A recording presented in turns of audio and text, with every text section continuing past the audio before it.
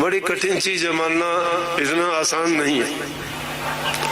और जिसको राज मिल गया ना, वो सब चीजों को समझ जाता है। वो परमात्मा शक्ति तुम्हारे विचार में, तुम्हारे ख्याल में, तुम्हारे कर्म में, तुम्हारे सारे जो क्रियाकलाप है उन सब में नजर आने लगती है वो चीज, क्योंकि सारी चीजें हमारे दिल से पैदा होती हैं। आज जिनका दिन आप मानते हो जीसस क्राइस्ट का, उन्होंने क्या सिखाया दुनिया को? क्यों लोग दूसरे धर्म को छोड़ छोड़ के ईसाई मत में आ रहे हैं? वो अपने साथियों की मदद करते हैं और इन लोगों की तरह से टांग खिंचाई नहीं करते। उनके दिलों में ईर्ष्या नहीं है। अगर कोई गरीब है तो उसकी पैसे से मदद करते हैं, अगर उसको दुख तकलीफ है तो उसकी मदद करते हैं, उसको किसी चीज की जरूरत है वो चीज देते हैं। तो लोग सोचते हैं हम इनसे अगर जुड़े तो हमारी मदद तो होगी कम से कम। इसलिए वो ईसाई मत आज दुनिया में फैल गया। जहाँ कहीं जाओगे नाम लेते हो धर्म परिवर्तन हो गया।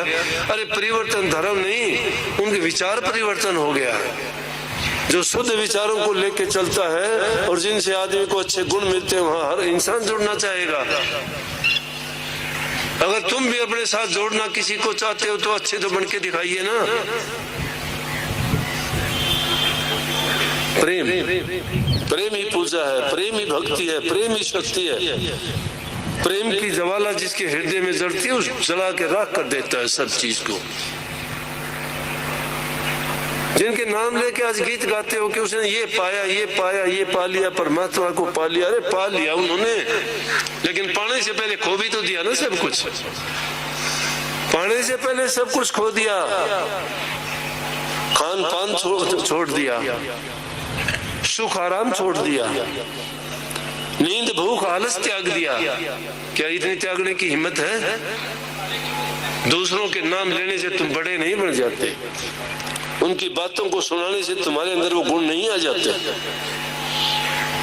उन गुणों को सुन के अगर अपने अंदर उन गुणों को उतार लोगे तो निश्चित रूप से बदल जाओगे।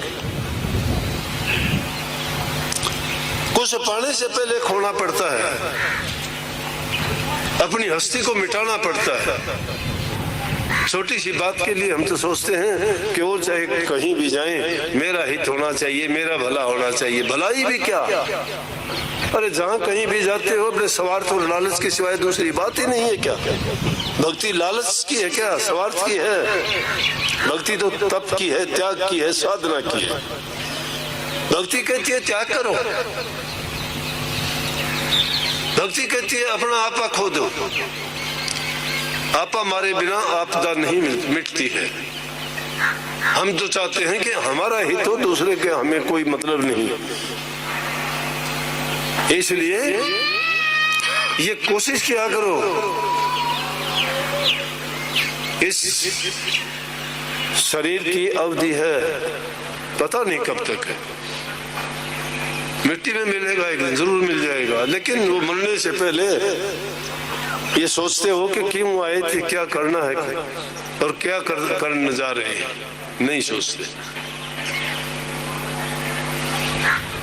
सच्ची भक्ति गुरु भक्ति के वचन में है। जो गुरु वचन को मान लेता है उसका जीवन सफल, सब कुछ हासिल कर लेता है। क्योंकि गुरु के वचन में गुरु का अपना स्वार्थ नहीं है। वो तो जीव के कल्याण के लिए, जीव के हित के लिए, जीव के सुधार के लिए और जीव को हर प्रकार से उन ऊंचाइयों तक ले जाना चाहता है जहां जाने के बाद में इसको सब ये ज्ञान हो जाए कि इंसानी जीवन का महत्व क्या है, ये जीव दुनिया में आता क्यों है।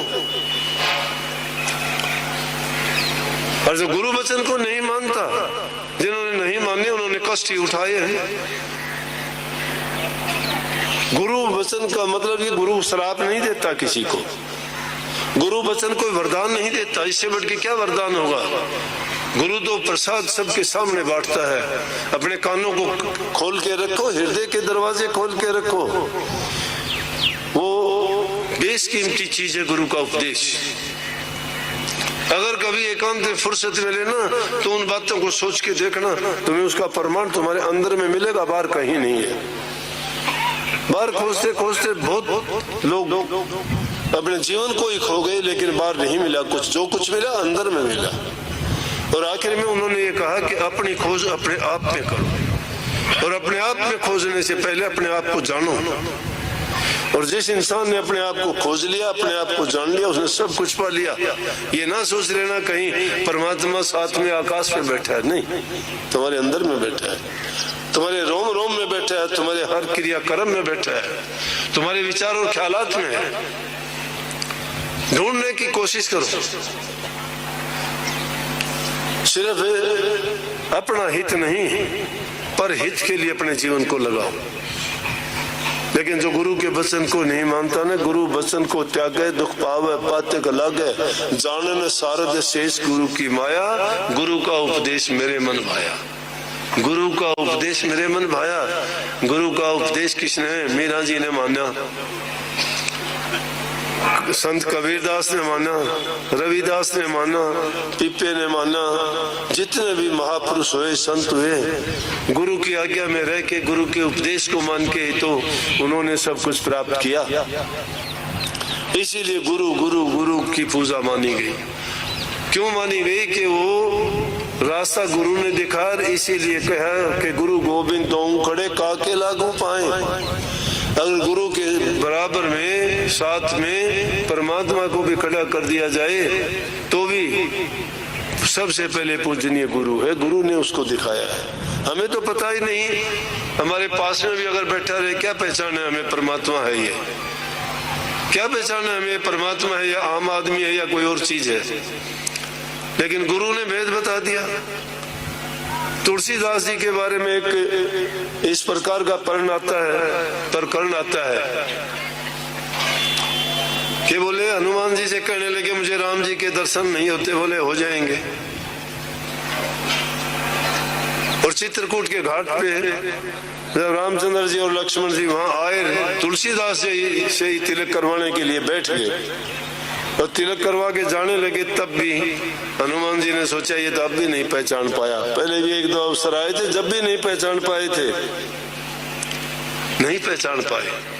श्री रामचंद्र जी पास में बैठे हैं, तुलसीदास जी जिन्होंने पूरी रामायण लिखी और उनके दर्शन के इतने ललायत थे कि मुझे दर्शन हो जाए, और वो उन्हीं से तिलक करवा रहे हैं, लेकिन नहीं पहचान पाए। यही हमारी बात है कि वो हमें साक्षात दर्शन देते हैं, अनेक बार देते हैं, हमें पहचान ही नहीं होती कब दे गए।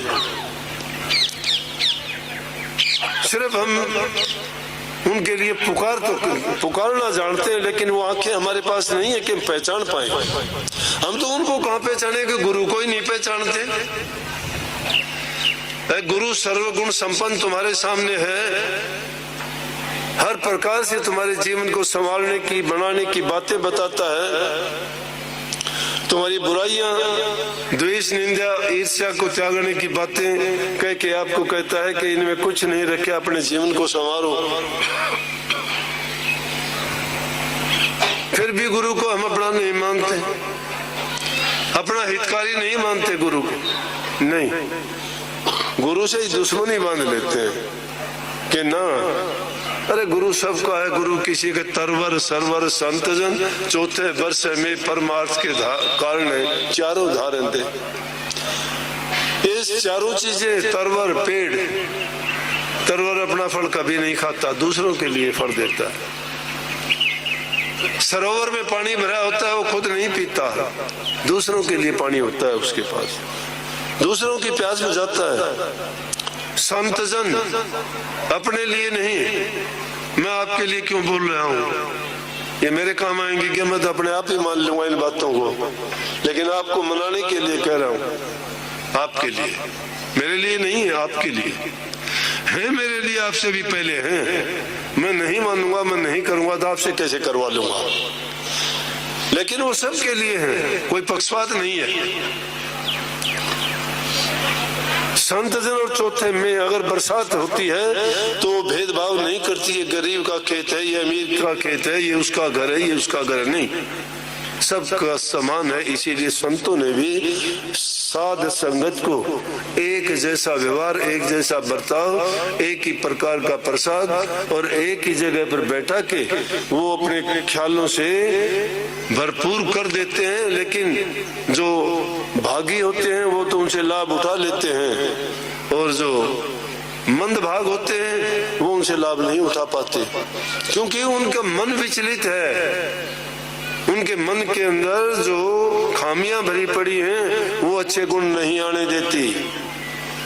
उनका संसारी चीजों से, संसारी पदार्थों से उनमें मन लगा हुआ है। वो तो गुरु को भी उसी तराजू से तोलते हैं जैसे संसारियों को तोलते हैं, लेकिन गुरु उनसे कुछ अलग है, उन जैसा नहीं है। इसलिए गुरु भक्ति है ये, गुरु की आज्ञा में चलना, गुरु के हुक्म को मानना। तो तुलसीदास जी को आखिर हनुमान जी को कहना ही पड़ा कि चित्रकूट के घाट पर लगी संतन की भीड़, तुलसीदास चंदन घिसे तिलक करे रघुवीर। जब बोले पांव पकड़ लिए, बोला अरे अरे क्या करता है, बोला कि नहीं अब नहीं छोड़ूंगा, पहचान लिया। इसी प्रकार से हमारे जीवन में अनेकों बार हमें भी दर्शन होते हैं, चूक जाते हैं, भूल जाते हैं, पहचान नहीं है। बिना पहचान के कैसे करेंगे? अगर गुरु की आज्ञा को मानते, गुरु के हुक्म को मानते, गुरु ने जो हमें सावधानियां बताई थी उनको बरतते, तो हम भी अपने मिशन में, अपने कार्य में सफल हो जाते। सत्संग किया करो, आपको कहा गया नाम का सुमन किया करो, सुमन करोगे अच्छी बात है। सहज सहज मन मान जाएगा, एक दिन में तो नहीं मानेगा, सदियों से बिगड़ा हुआ है। इसकी लगाम अब डाली गई है। अगर किसी जंगल से किसी जंगली जानवर को पकड़ के लेके आओगे तो फड़फड़ाएगा, वो आजादी गई उसकी। ये मन भी यूं फड़फड़ाता है, गुरु की आज्ञा में कब रहना चाहता है ये? अरे ये तो कहाँ, एक छोटा बच्चा भी स्कूल नहीं जाना चाहता है, क्योंकि उसको बंदिश पसंद नहीं है। हम भी इसी प्रकार से जो आजाद रहे हैं दुनिया में, मन के कहे में काम किए हैं, इंद्रियों के भोगों में लिप्त रहे हैं, उस झूठे आनंद और सुख को सुख मान के जीवन जिया है। अगर उनको अब किसी बंधन में बांधने की कोशिश करेंगे, कैसे रुकेंगे? लेकिन वो सब मनोरोग हैं, वो मनोरोग हैं। पता लगता है इंसान को जब समय गुजर जाता है और फिर वो पछताता है कि अब क्या किया जाए, फिर उनसे बचना मुश्किल हो जाता है। आदत जो भी इंसान डाल लेता है उसको छोड़ना बड़ा कठिन है। लेकिन गुरु की संगत करते रहोगे, आज्ञा में चलते रहोगे, हुक्म को मानते रहोगे, उपदेशों को सुनते रहोगे, सहज सहज सहज सहज कभी तो मान जाएगा। एक बार में नहीं मानता, तुम भी किसी कपड़े को धोते हो, धोबी धोता है, एक बार में उसका मैल नहीं निकलता, कई बार धोता है, साबुन लगाता है, फिर भी नहीं निकलता तो पत्थर पर फटकारता है, उसको फटकारना भी पड़ता है इसको कभी कभी। अपने मन को, अपने बुद्धि के सामने इसको खड़ा करके पूछा करो कि क्या मिलता है तुझे इन चीजों से, तू जो चाहता है उसका परिणाम क्या होगा। मन से झगड़ा, मन से लड़ाई और मन के साथ तुम मल युद्ध किया करो, तब पता लगेगा तुम जीते या मन जीता। जिस दिन मन को तुम जीत लोगे उस दिन तुम्हारा कल्याण और तुम्हारा काम सारा हो जाएगा। सबको बहुत बहुत आशीर्वाद। थोड़े समय के लिए ये आज का दिन था भाई, प्रोग्राम तो और कई जगह के और भी थे, लेकिन यहाँ आना था, एक दो दिल्ली का ही और हो जाएगा शायद। तो आप सबके दर्शन हुए, बहुत बहुत आशीर्वाद। नींव रखी गई तुम्हारी, बहुत जल्दी शेड तैयार हो जाएगा सत्संग से पहले पहले। और